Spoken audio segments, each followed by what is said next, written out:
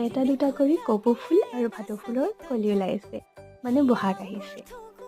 আৰু বহাগ মোৰ আটাইতকৈ প্ৰিয় মাহ। বাৰু আজি হৈছে ছানডে, তো সেয়ে মই আজি উঠা অলপ দেৰি হ'ল আৰু বাহিৰত গৈ দেখিলোঁ যে মোতকৈ আগত আমাৰ ছাগলী পোৱালিকেইটাহে উঠিছে।